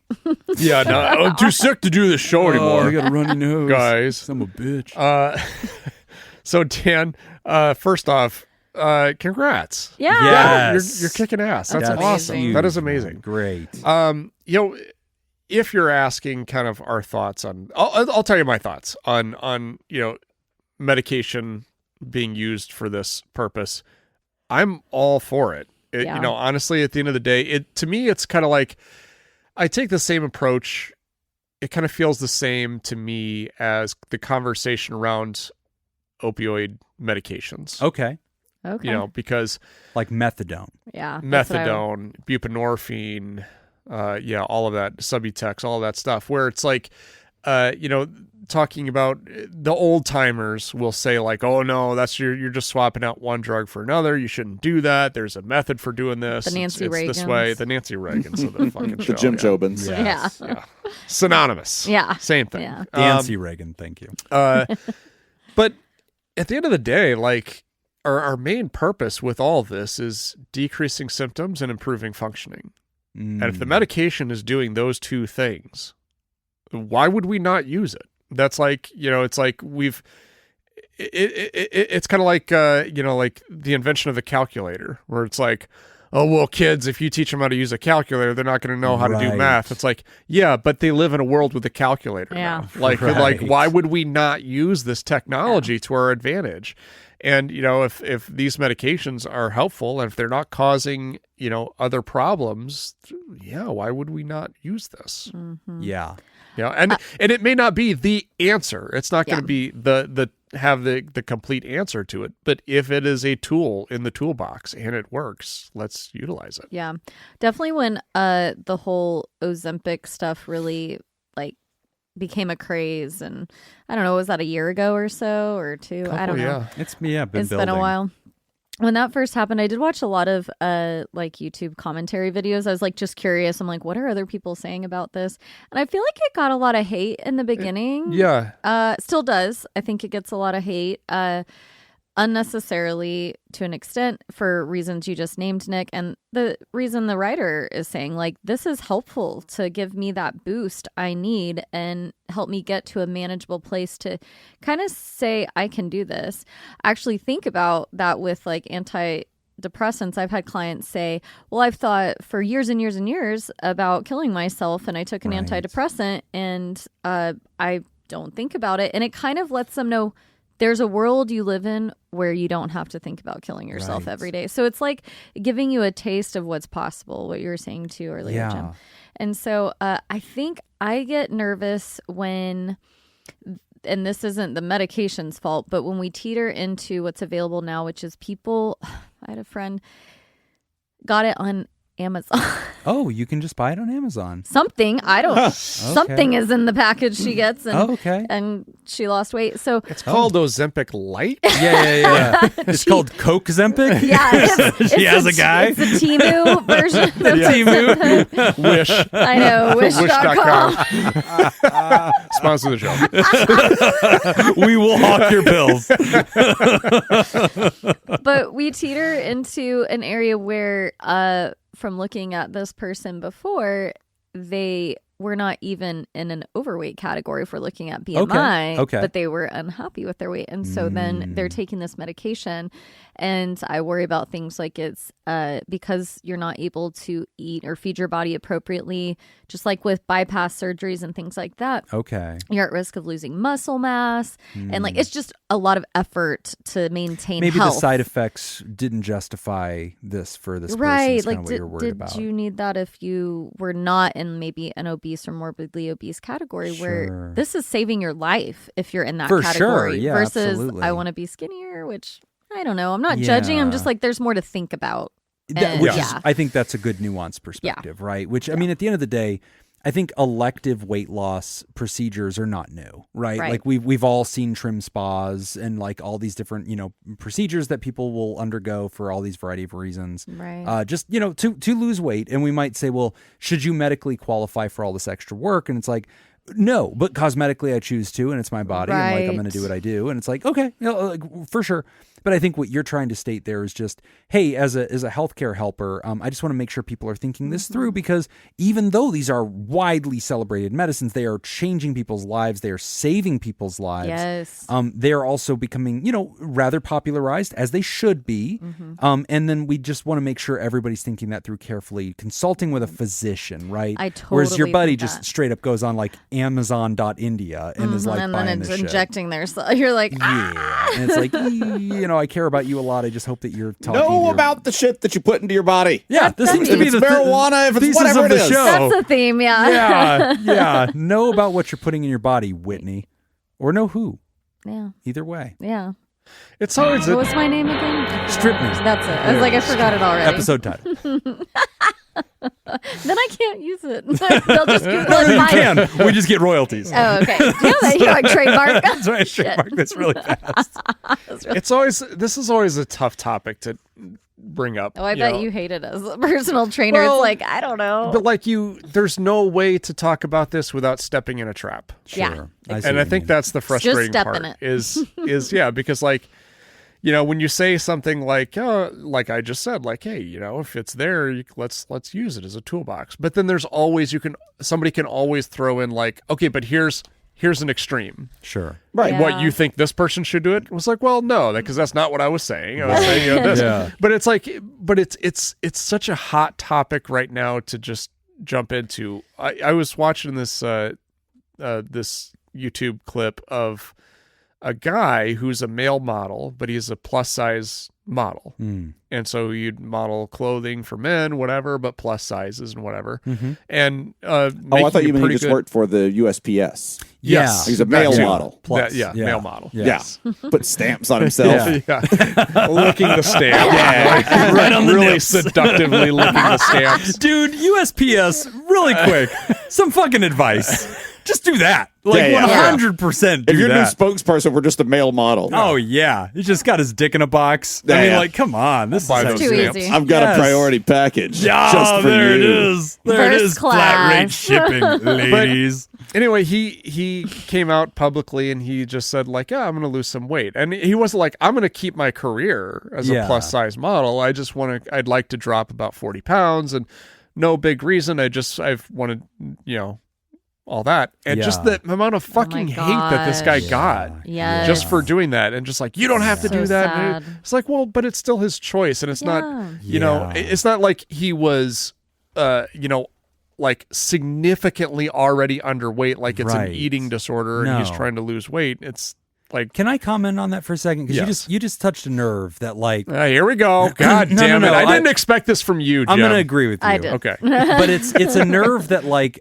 last episode I mentioned like the intermittent fasting, and I mentioned like how it was slightly controversial. I didn't speak much more on that, but like in the fasting community, this is something a lot of us we struggle with a lot. Like, you do, under no circumstances do you tell friends and family that you're doing this, because of like what you just said. Like, the blowback will be very aggressive, and I think a lot of people that use GLP-1s relate to some of that energy. It's often not celebrated. Friends are like, are you sure you should? And they're questioning it, and they're like, oh, you know, is that really safe? Have you tried exercise? Have you tried diet? And there's all the second guessing, right? And it's very insulting. I think that's a big part of it. It completely bypasses a lot of the unique difficulties, especially in American diet culture, and like the way that our food is allowed to exist and all of its chemistries, and why this is uniquely difficult. But like, it is really just difficult. And it goes back to this idea of like, so like I mentioned I've lost 60 pounds, and like I had a colleague at one of the many jobs that I have in the world who hadn't seen me in months, just happened to never cross paths. We were in the same building. We just never seemed to bump into each other. And one day there was a group meeting where this individual came into the meeting and had seen me for the first time in months. And in front of a large audience of people who I was addressing at that moment, this individual absolutely could not help themselves but to be shocked and say, oh my, and I wasn't wearing baggy clothes. Like right now I'm wearing a sweater and jeans. I was wearing fitting clothes. And they were like, oh my God, are you okay? Oh, shit. And I was horrified. And I was like, I'm fine. What's up, tons of fun? Yeah, how are you? And this individual walked up to the stage where I was addressing an audience and said, oh my God, are you healthy? Are you okay? And it's like, Yep, just in the middle of presentation. That's all. Thanks for calling me out. I'll let you know all my medical history now. Give me the and mic. it was such an awkward moment, and like I didn't respond in any negative way. I was completely flabbergasted. I was completely caught off guard, and all I could say was like to laugh and be like, "Yeah, I'm great. How are you? Are you healthy?" Like to try to like almost like, why would you ask? That's a silly question. Are you healthy? Yeah. How are you, pal? I haven't seen you in a long time. And I think by that point they started to realize like, oh shit, there's an audience here, and I'm wrong. Yeah. Bye. And just like, they just like, no, just like shuttled across the. Play me off. Yeah, exactly. Like, oh shit, I'm sorry. And just like had no other recourse for this. But like these kinds of things come up a lot. And it really does circle the USPS, male model that you're talking about. and the stigma that goes along with losing the weight. And this is something in the fasting community that other people have discussed. And there's this commentary that a lot of us will reflect upon and be like, nobody gave a fuck when we were eating ourselves to death. Right. Like, nobody gave a fuck when we were all morbidly obese and fucking dying and, like, you know, dying from all the health hazards that come with this shit. But when we decide to take some goddamn medicine to lose some weight or do something that works for us that is slightly drastic, all of a sudden everybody has a fucking opinion about it. And now they all can't wait to run up to be like, ooh, you know that fasting could be bad for your pancreas. And you know that this medicine could, you know, make your stomach go deaf or whatever the fuck. And, like, now you can't eat normal foods anymore. Like, have you tried all these other things first? Are you drinking enough water? And it's like, shut the actual fuck up. Like, you know, none of you gave a fuck whenever we were killing ourselves with obesity. That's socially acceptable. You quietly like, that's probably not good for you. But, like, nobody gave a fuck when we put our fork in our mouth again. But, like, everybody has a goddamn opinion when somebody tries to get healthy. And if they're doing it by these, you know, helping means, everybody wants to talk about it because they think we're cheating, you know, or like something like that. And just, you said that and it just wanted, like, it got my hair standing on the back of my neck. Like, I want to speak on behalf of those, like, taking the GLP-1s that often feel like they're not allowed to fucking tell anybody because they're going to be questioned for it. Yeah. I just want to say women have the reverse. Oh, okay. Of that. So what you're saying hits zero nerves with me.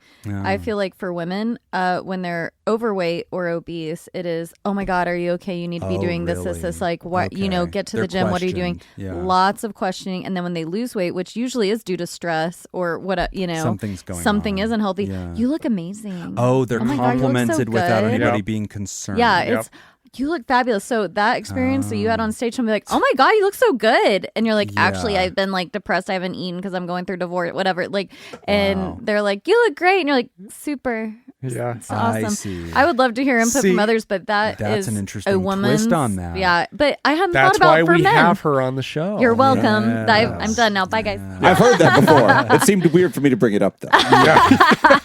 Thank you, Jacob, for letting me. There's a lack of estrogen on that side of the brain. I would have been uncomfortable with you saying that. But I just had to say that out loud. But I also want to say I hadn't really thought about it the other way for men. Like, you're right. Men are almost seen as like, oh, well, and being from the South, Jacob maybe can attest to this, the bigger the better. It's like, oh, you're a big boy or you're whatever. Like, you're a burly, he's a man. And like, I don't want my men smaller than me. It's like a weird thing that. There can be that stigma. I would ask you this, though. So, like, as in the lady culture, if women are chatting, which is what it's known as. The lady culture. Couture. I don't know how lady ladies. culture corner. That's what he was like when he was out dating. Yeah. We'll go someplace with some high lady culture. I'm looking for some lady culture.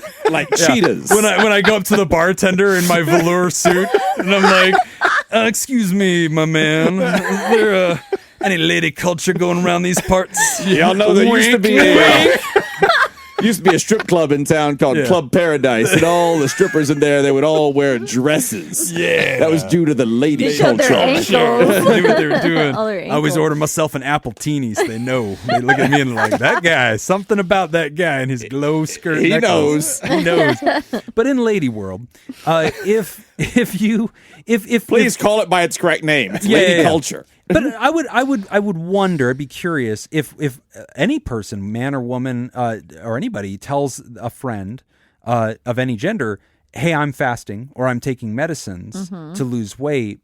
I mean, I don't imagine that 100% of the time it's just instantly celebrated. It's like, oh my God, good for you. You're going to look amazing. I imagine there's a curiosity because if you tell your friend like, so I've really started going to the gym a lot more and I'm cutting carbs, a lot of friends will be like, good for you. That's great. But if you look at your friend and go, so I've started GLP-1s with the assistance of my doctor and I'm starting to fast 2 days a week. And I imagine there's some stigma around those things that be like, oh my God, are you sure? Like, have you tried, like, wouldn't you get second guessed a little bit too? I feel my opinion is that the GLP-1s are falling in the same category as weight loss surgery used to fall in. It was seen as like a cheat. Oh, I think okay, people that yeah. respond in that way are personal. It's a them problem. The person Yeah. commenting, I was going to say, thinking like, well, you get to use that, and like Yeah. I don't. You know what I mean? It's like a very internal. I'm really diving into all that there and assuming, but that's my opinion on it. I So think you do see it though, and a lot of times it reflects more on them. it is kind of funny you're mentioning this. I feel that a lot of people in my circle, at least, or that I know, friends of friends, Fasting is talked about and not criticized as much. It's gotten a lot more acceptable. Yeah. I think especially intermittent fasting. The intermittent fasting is. If you start talking about like the 40-day fasts and 50-day fasts and things like that, Then I think people that's a might different raise conversation. their eyebrows a little bit. Yeah, or I guess it might depend on what state you're in, because like I know men that live in California and they'll do like a 3-day fast, a 5-day fast. Their dad does that. Like for men culture, it's like kind of normalized and maybe almost the reverse. It's Instead actually man society. Okay, man-society? Yeah, man society. like anxiety. Okay. Yeah. But yeah, it's like the opposite. Maybe intermittent fasting seemed like weaker than, all right, I'm a man, I could go 3 days without eating. I don't know. Yeah, it depends on the culture for sure. Again. And there's microcultures as well. Yeah. But I do find it fascinating that like, I do think that this is one of those things in health and like is very intimately personal. It's very much our realities. And like, I think there's a lot of fear, whether you're taking GLP-1s or you're trying something big like fasting or getting bariatric surgery. It's so interesting how important it is to you and how I think there could be a lot of hesitation to share it with friends because you don't know if somebody's gonna be like, oh, really? You're doing that? Why have you tried X, Y, and Z? Like, and they're just gonna give you the unsolicited advice. That would be very difficult because it's like you're already going through a lot. You're taking on this huge challenge and all you really want is a little support. Yeah. And then, good for you, bud. And then, proud of you. Yeah. And then just to be like, oh, that's not how you do it. No, There's that's not always. how I you was do gonna it. say that next, Yeah. like with diet and exercise and like weight, areas. Like everyone has something to say. It's Right. like, and again, maybe I'm just going into what I know from like a woman's perspective. It's like, oh, lose weight and you look amazing. Lose too much weight, you're too skinny and unhealthy. So if you do go too far into the fitness world, even if it's fit, like you're trying to do a show or whatever, like a fitness whatever, then they're like, well, that's not healthy, and it's not. That's not sustainable. Like literally, science shows that. But it's for a short time to accomplish something, and then I'm gonna shift. Like this. I'm not saying everyone should do this. I'm saying I want to do this right now. Like, there's not enough support for like, what do you want to do with your body? Right. And I'm going to criticize it. It is the unsolicited swing advice of fitness. Yeah. It's just gonna to bring it full circle. Yes. Again. Yeah, back to fitness. It's Well, but like, it is. so even now you that- guys know what it's like. Well, but even that point, like you literally professionally work in this form of the world, right? Like in fitness, in people's bodies, in working with them. And I think that also gives you a lot of pause and deference not to just mouth the fuck off in any random ass it conversation. is why I don't have an Instagram account. Right. Oh my gosh. Somebody create I don't make an wanna- I Instagram don't- I'm account. good. I'm going to Yeah. do it. If I you don't come want- to me for advice, I do- I'll give it. Yeah, otherwise, but I I'm do good. not want to I'm just gonna work on that throw right out an now. opinion. Right. Mental fit. And I think I know it. What's We need to your create email? that for him, like at some point. Honestly, it's the only way it's going to get done. I know. Don't I was like, threaten I us know. with a I'm good not- time. I'm Jacob's not already even- starting it. I'm not going to stop you. Oh, I've had a Nick Tangent account for years. He's done all kinds of shit. I mostly with you. use it for my Al Qaeda dealings. The opium market. my tag name on the dark web is Nick Tangent. That's right. No, but this is a really good point. Like, it's interesting because I think that people that know better, that have a nuanced view of these things, have training in it, you'll notice they don't mouth off about it as much. And so if you come to them and you just like you ask for advice, sure, they'll weigh in, but it's going to be in this nuanced, like balanced kind of like, here's 3 ideas and 2 on the other side kind of thing. But then every jackass with 2 thumbs feels like they want to tell you all the fuck about this thing. Yeah. And it is really fucking annoying. Like whether you're talking about GLPs or fasting or any kind of weight loss move, you'll tell people like, oh God, whenever I made the mistake early in my journey of like opening up about that to some people and being like, oh, I'm doing this. And immediately the very first thing you get is like, well, you're going to gain it all back. You know that, right? Yeah. It's like, hey, Gee, I just thanks. want to thank you. Yeah. I just want to thank you that I'm trying to do something in obedience with my doctor to address a very significant healthcare problem. And I just really want to thank you for reminding me how fucking pointless it is and that I'm just going to die a fat bastard. Yeah. Thanks a lot, asshole. Well, imagine if we did that for Man, depression. I don't know why they call him Tons of Fun. What Not fun at all. Yeah, as soon as you get off the meds, you're going to be suicidal again. You know that, right? Yeah, we don't do Great. it. Yeah. Can I borrow your gun? We don't do that with other conditions, or I hope we don't, but like it's so crazy. You're Like just going to get cancer again. You know Why that did you this want to get chemo? chemo, you know it'll just come back. Oh, great. Throw myself into traffic now. I mean, really appreciate this feedback. Best case scenario, it seems rude. Yeah. Oh my God. Yeah, I remember the person who said that. I just want to be like, great, can I finish your sandwich? You're going to be done with that? Like, I'll just go back to this now. It is really, really ridiculous, which, Dan, you didn't say anything about. But I just wanted to comment on, because I do think that that's hand in hand with this conversation, which I think on, the GLP-1s, I'm glad that you thought about it in the last episode, Nick. I didn't at all. And I just want to clarify, because Dan brings up this point of like, hey, y'all were talking about like that internal, metabolic psychiatry thing. And I kind of got this whiff that maybe that was sort of like a passive aggressive shove toward GLP-1s or toward weight loss medications, that you can just do it all internally. And so, Dan, I'm really glad you give me an opportunity to clarify that. In 0% ways that I mean that. The topic of metabolic psychiatry came up later on in the show, I think just because we started going off on a tangent about how interesting we think that is. But yeah. I don't see those things as that. I didn't mean that at all. Like I see medicine, all medicine is welcome. GLP-1s have a role. I think that's great. I think that there are also some interesting new advances in mental health, very specifically, and how things like exercise and stuff help. And that's full stop on that. I have no other opinions on like, you should just do it organically or whatever the fuck. Like, well, it's also like Nick said earlier, like we weren't giving weight loss advice. No. We were talking about kind of the mental side of the weight loss journey. The anguish of it. Yeah. The realities of it. Just trying to give those tips. But, all right, Nick, I have a name for you. Oh, an IG name. There's two options. There's mental fit with no space, but capital M, capital F _LV. Oh, mental fit _LV. Okay. Are you approving this message? Well, what's the other option? Do it. I don't know. What else do you want? Is there a different option I can try it? Because it'll tell me if it's taken. Well, okay. Everything I have is mental fit personal training. PT. Mental fit PT. Let me try that. Or mental fit PEN1S. See if you can find that. I feel like that is also a really good option. All right, mental fit _PT. Ooh, this is your moment. Do you want no underscore? Do we not? We don't need the underscore. Can you just do that? Mental fit PT. Isn't that what we want? No spaces? I think if you can get it, you don't want the underscore, bud. That's okay. Yeah, nobody wants an underscore. Oh, okay. Well, that one's available too. Mental fit PT. Just take one of these. Space PT? No space. No space. Don't want space. Just all one word. Space will add the underscore. Mental fit PT. Are we doing this? I think you should. I think we're doing it. I think I literally had you present this to my class, and they were like, "So what's your Instagram?" Does that look like? Yeah, I like that. I like that. Don't let her get it, because then you won't No, have I'm gonna add your email. M and F is both capitalized. M and F is capitalized. Mental PT. Okay. Sam Jackson's. What do you think, Jim? Is this?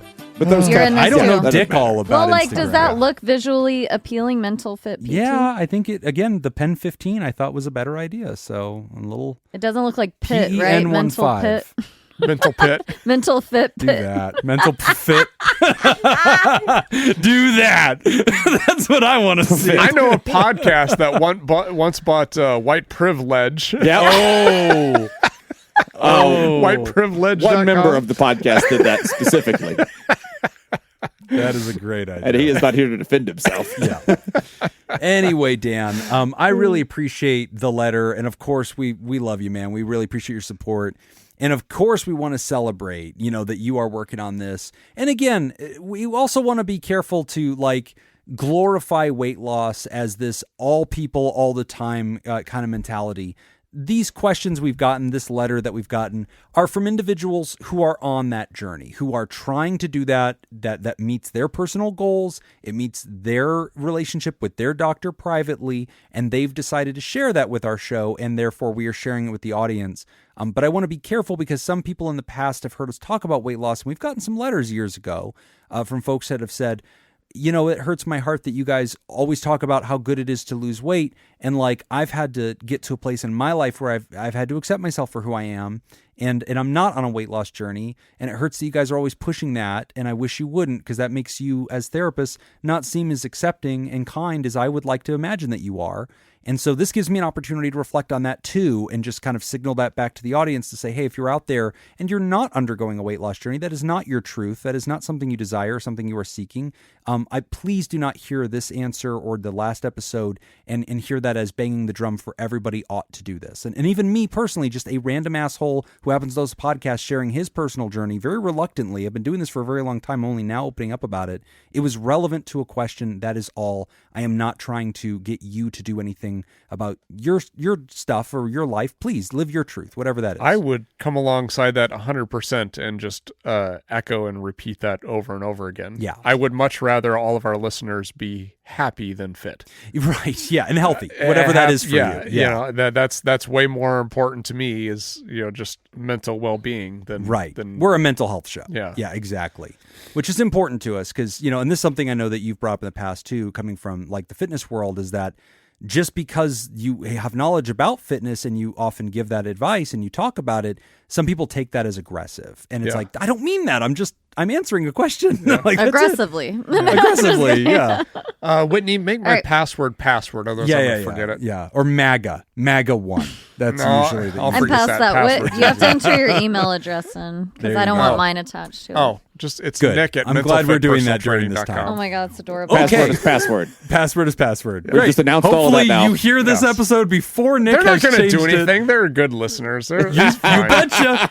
We're going to take a quick break, and when we come back, I think we're wrapping up the show. You're listening to Pod Therapy.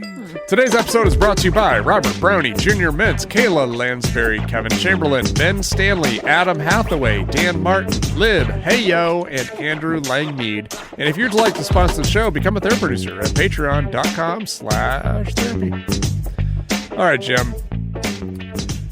Which iconic album did Prince release in 1984? Options. 1999. Purple Rain. Signs O' the Times. Dirty Mind. These are all Prince albums. They are. Okay. I In even knew that. 84. Well, the I loved 99 Prince. thing seems nice. It's kind of forecasting. Tonight we're gonna party like it's 1999. Give me 1999. No. God damn it. Fuck you, Whitney. The You led me in the Wait, wrong did I direction. say that? Wait, read the question Seduced again. me with your voice. Which iconic siren album bitch. did Prince release in 1984? Okay. I'm gonna go. What were the other three options, or the other two besides Purple Rain and that one? Jennifer? 1999, I already heard that one. 2000, 2001. No. Y2K. Purple Rain, Signs of the Time, Dirty Mind.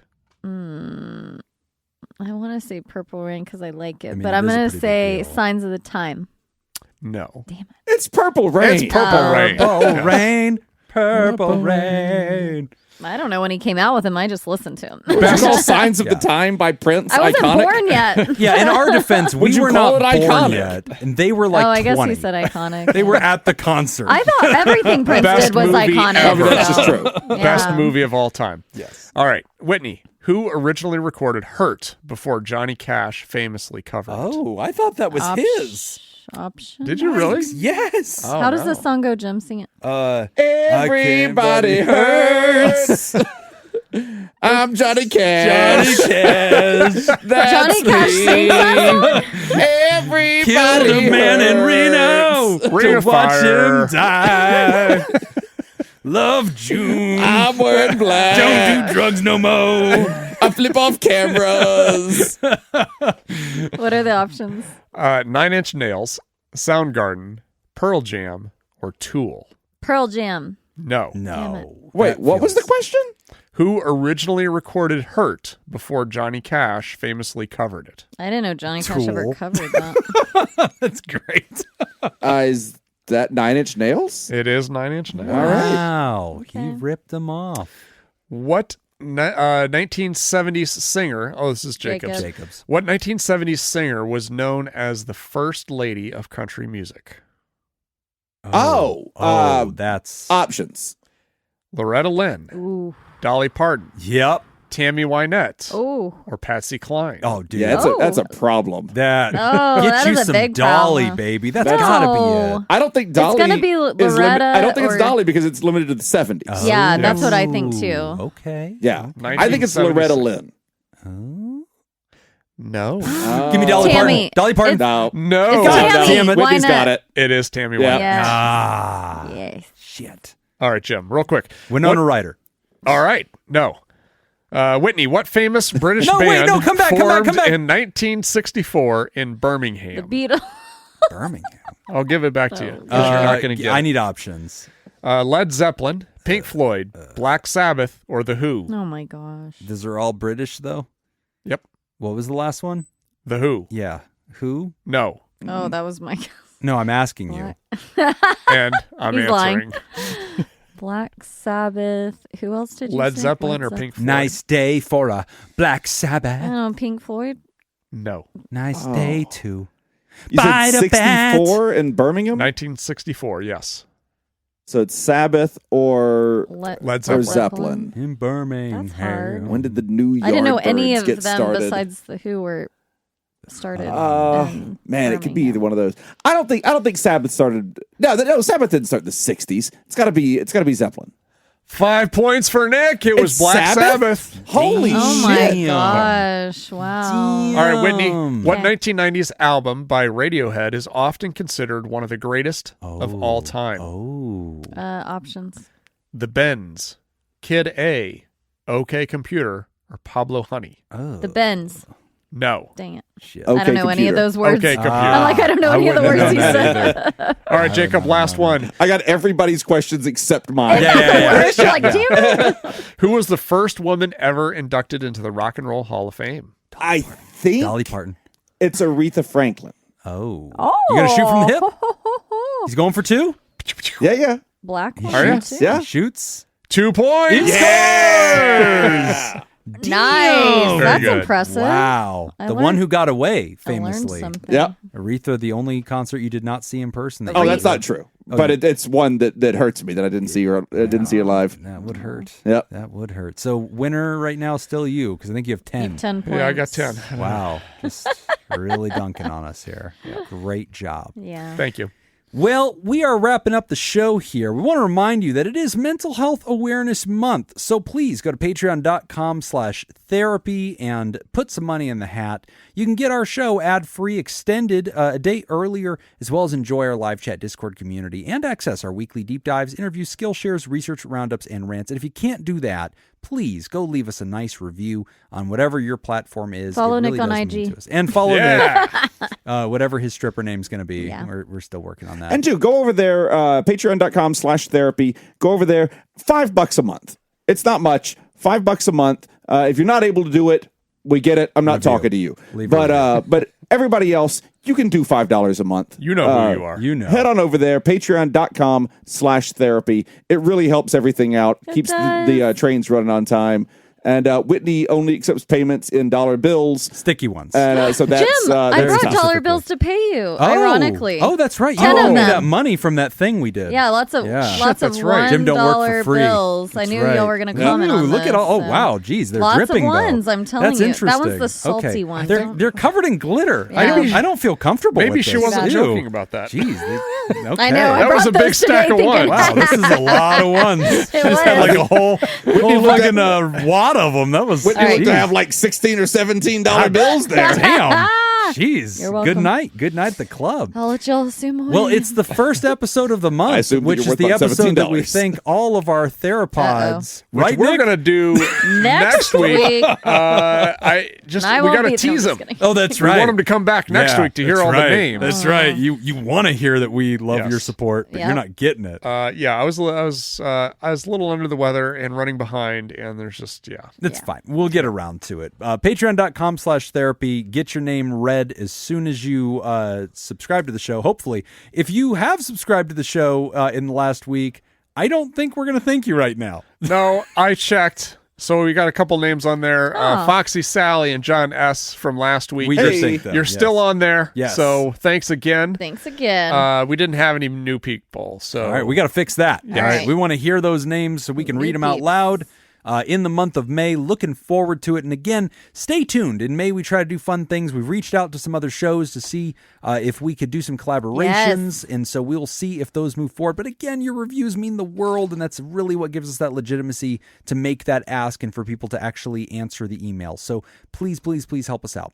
But we'd like to thank the benevolent, revered, generous, and flagrantly pro-therapy diehards who love you all so much they give till it hurts, the TheraPartners, Dirty B and Pickett. And we want to thank our bosses, the mysterious mysterious and shrouded Illuminati members of the fan club that they're producers. Thank you, Jake Schneider, Myra, Robert Brownie Jr. Mint, Smitty Scoop, Judy Schneider, Kayla Lansbury, Malia, Leon Kassab, Mason Miller, Richard fucking Macy, Carolyn Albert, Kevin Chamberlain, Tess Miller, Sammy Scoop, Ben Stanley, Slap in Your Face, Sarah Smith, Adam Hathaway, Byler T, Mike Helm, Paris, Darren Cunningham, Lib, Team Monaco, Thunder Cougar, Falcon Scoop, Heyo, Oscar Swanrose, A Sunny Boy, Slurpy Kaya Motherfucker, Sandra McWaffle, Dan Martin, Hannah Marie, Andrew Langmead, Emma Kane, Alina, Cody DeLorean Guy, Brady Malachek, and Gabriel Adame. And if you'd like to hear this episode uncut and unedited, And why wouldn't you? and enjoy our spontaneous side projects, go to patreon.com/therapy, and thank you for supporting mental health. That's all the time we got for this week's session. Want to thank our landlords, Matt Mattingly's Ice Cream Social Podcast, and thanks to those of you who contributed to our show today. We really appreciate it. But remember, Pod Therapy isn't something to keep all to yourself. Share the episode with the world. You can tag us on the socials when you do. You'll find us at PodTherapyGuys on Instagram, Threads, Twitter, and Blue Sky. It's also /PodTherapy on Facebook. And don't forget about all the extra goodies at patreon.com/therapy. Do you want to submit a question to the show? You can ask anonymously at podtherapy.net or email us at podtherapyguys@gmail.com or click the link in our episode description to be taken to our anonymous Google form. Gooey. I'm Nick. I'm Whitney. I'm Dancy Reagan. Thanks. We'll see you for your appointment next week. Strip me. I think we all need stripper names. Yeah. I think that's pretty solid. Put those in the Discord, please. You We know need Jacob stripper has a names. stripper name already. He's got What do a you think few. it Jacob. is? It's just, he is a man without a stripper name. He comes out and is who he is. He is the stripper. He There's gives- no name His stripper needed. name is his social. He just comes out. That's what it is. That's fair. Proud of you, buddy. Yeah. Thank I you. have some dollars for you if you like. Thank you. There. Very glittery. You got to work for him, though. I would like. I feel like I have. Goodbye, everybody. Bye. Bye.